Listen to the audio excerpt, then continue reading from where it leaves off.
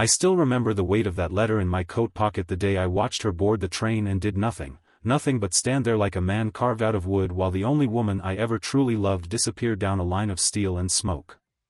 You don't forget a thing like that. Not even after 50 years. Not after grandchildren and mortgages and funerals and all the quiet Sundays that stack up like old newspapers in a corner. It stays with you the way a melody does when you can't quite remember all the words. Her name was Margaret Hale, though I never called her that. To me she was Maggie, and she had a laugh that could turn a bad day inside out. I met her in the summer of 1954 in a little town outside Springfield, Missouri.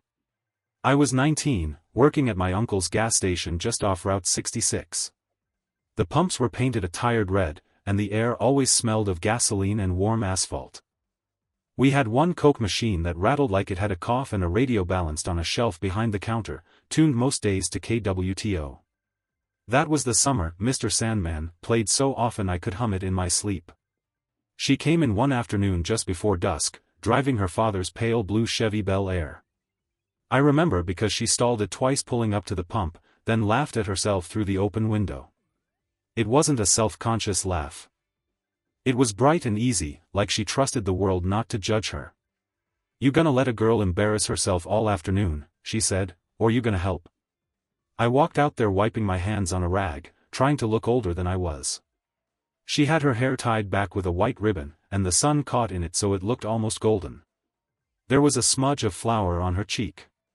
She told me she'd been baking pies for the church social and had promised her mama she'd be back before dark. I filled her tank, checked the oil, and took longer than necessary doing it. Before she left, she asked, "You going to the social tonight?" I shrugged like I had better things to do. "Maybe." She smiled. "You should. They've got lemon meringue." I went. The church lawn was strung with paper lanterns, and somebody had set up folding tables with lemonade sweating in glass pitchers. The older couples sat in lawn chairs fanning themselves while the younger ones pretended not to look at each other. A jukebox had been rolled out from the fellowship hall, and when "Earth Angel" came on, the world seemed to slow down just enough for something to begin. I found her near the dessert table. She was wearing a pale yellow dress with little white flowers stitched along the hem. I asked her to dance, and she said yes before I finished the sentence. We weren't good dancers. I stepped on her foot twice. But she didn't mind. She leaned her head close enough that I could smell the faint sweetness of vanilla from those pies, and I remember thinking, clear as day, that if there was such a thing as a beginning, this must be what it felt like. That summer unfolded in pieces I still carry around. Drive-in movies where we'd sit in the bed of my father's old Ford pickup, passing a bottle of warm root beer back and forth. The screen would flicker against the dark sky while crickets sang in the tall grass. Sometimes I watched her more than the movie. The light from the screen would catch her profile, and I'd think I'd never seen anything more certain. We'd park by Miller's Pond and watch fireflies blink over the water. She told me she wanted to be a schoolteacher one day. Said she liked the idea of shaping things while they were still soft. "What about you?" she asked once. I told her I might head west. California sounded big and brave. There was talk of jobs in aircraft plants, factories humming with possibility. I'd seen pictures in magazines, men in clean uniforms, women in bright dresses walking under palm trees. It felt like a door cracking open. She didn't say much at first. Just traced circles on the fogged-up truck window. "My daddy says a man's roots matter," she said eventually. "Says running off chasing something shiny don't always end well." I laughed it off. I was young enough to think roots were optional. By late August, we were the kind of couple people expected to see together. At the diner on Main Street, the one with the red vinyl booths and the jukebox that stuck on B12, we'd split a slice of cherry pie and talk about nothing important. She'd steal the maraschino cherry from my plate every time. It wasn't dramatic, what we had. It was steady. Like a porch light left on. Then October came, and with it a letter addressed to me in thick cream paper. It was from a cousin of mine in Los Angeles. He wrote about steady pay, long hours, and sunshine that didn't quit.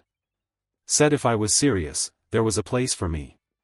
I folded that letter so many times the creases went white. I didn't tell Maggie right away. I don't know why. Maybe because saying it out loud would make it real. Maybe because I already knew what it would cost. When I finally did tell her, we were sitting on the hood of her Chevy behind the high school football field. The band was practicing inside, the faint echo of drums drifting into the cool air. I might go, I said, trying to sound casual. She didn't cry. That's something I always respected about her. She just nodded slowly. For how long? Don't know. Maybe a year. Maybe more. She stared at the field like she was measuring something I couldn't see. Do you want to go, she asked, or do you feel like you're supposed to? I didn't have a good answer. That's when the quiet space between us began, not a fight, not even a disagreement. Just a thin stretch of uncertainty neither of us knew how to cross. Over the next few months, things shifted in ways too subtle to name. She started talking more about the teacher's college 2 towns over. I pretended to be enthusiastic, but part of me felt left behind before I'd even left. There was a boy home from the service, Tom Whitaker, who started showing up at the diner more often. He had broad shoulders and stories about Germany. I saw the way he looked at her. I told myself I didn't care. But I did. One night at the drive-in, she asked me, if I asked you to stay, would you? The question landed heavy. I should have said yes. Or no. Anything clear and honest. Instead, I said, I can't make my whole life about a maybe. Her face changed just a little. Not angry. Just hurt in a way that settles deep. And what are we? She asked quietly. I didn't answer. That was the moment, though I didn't know it yet. The first time I chose pride over courage. Winter came sharp and gray. The gas station got colder than a meat locker, and business slowed. I mailed my acceptance letter in January. The night before I was set to leave, she asked to see me by the train depot. The platform lights hummed, casting everything in a yellow haze. There was frost on the ground. She handed me a small envelope. Don't open it till you're on the train, she said. I wanted to ask her to come with me. The word sat right there, heavy on my tongue. But I kept thinking about rent, about responsibility, about how reckless it would be. I kept thinking there would be time later. The whistle blew. Write me, she said. I will. She looked at me like she was memorizing something. I almost reached for her. Almost told her I'd changed my mind. Almost said I didn't care about California, about factories, about any of it. But almost is a quiet word. It doesn't move trains. I stepped onto that car and watched her shrink through the window as we pulled away. I opened her letter somewhere past Tulsa. The paper trembled in my hands as the countryside blurred by. She'd written about the first day we met. About the pie, the yellow dress, the fireflies. And then she wrote one line that still rings in my ears.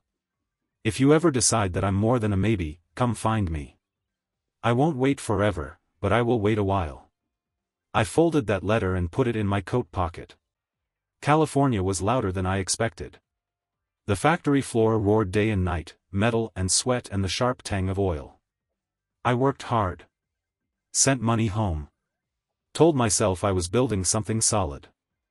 Her letters came at first, careful handwriting, stories about her classes, about the children she tutored on weekends. She never mentioned Tom. I wrote back, but not as often. There was always another shift, another reason to wait till tomorrow.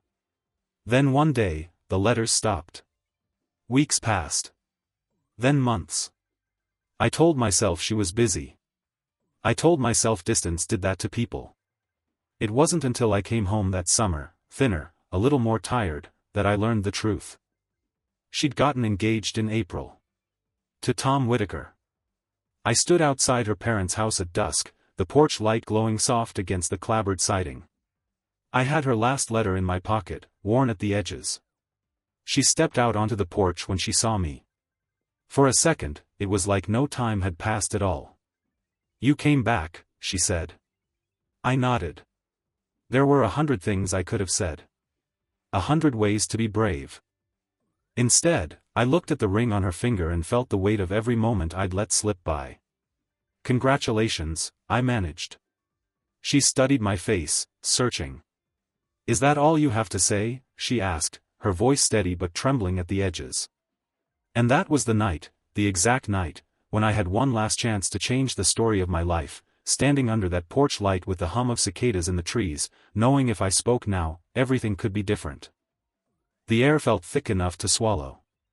I could hear a radio playing faintly from inside the house, Patsy Cline, I think, and the sound of dishes being stacked in the kitchen. Ordinary life, just a few feet away from the place where mine was about to tilt one way or the other.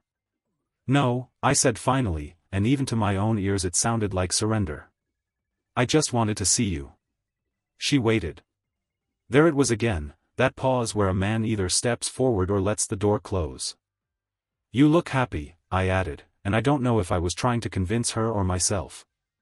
Her eyes glistened in the porch light. "I was," she said softly. "I mean, I am. I'm trying to be. Trying." That word cut deeper than any accusation. "You said you wouldn't wait forever," I told her, my fingers tightening around the folded letter in my pocket. "I waited," she said. "I needed to know if I was building my life around a man who might never choose me." The cicadas buzzed like static in my ears. I wanted to say "I choose you now." I wanted to tell her California was loud and empty and that every paycheck felt heavier than it should because she wasn't there to share it. I wanted to confess that I'd read her last letter so many times the ink had begun to fade. Instead, I asked, "Do you love him?" She didn't answer right away. She looked out past me toward the dark road, the way she used to look across Miller's Pond. "He's here," she said. "He doesn't leave." There's a kind of truth in that which doesn't need poetry. I nodded, because I understood what she meant. Presence. Steadiness. Choosing someone every single day without hesitation. "I never meant to hurt you," I said. "I know," she replied. "That's what makes it harder." The front door opened behind her then, and I saw Tom's silhouette in the light. He didn't look angry. He just looked certain. Certain of his place, certain of her. Maggie turned back to me one last time. "If you'd asked me," she said, "I would have gone anywhere." And then she stepped inside. I stood there long after the porch light clicked off. I left town 2 days later. Went back to California. Worked another year. Then another. Promotions came. Pay raises. I learned how to fix machines faster than anyone on the floor. I rented a small apartment with a view of nothing but another brick wall. On Saturdays, I'd walk past couples holding hands under palm trees and tell myself this was the price of ambition. But ambition, I learned, is a poor substitute for warmth. I married eventually. A good woman named Ellen. Kind. Practical. We built a steady life together. 2 children. A ranch-style house with a trimmed lawn and a tire swing out back. I loved my family. I showed up. I stayed. But sometimes, late at night, when the house was quiet and the refrigerator hummed in the kitchen, I would think about that porch light in Missouri and the sentence I never said.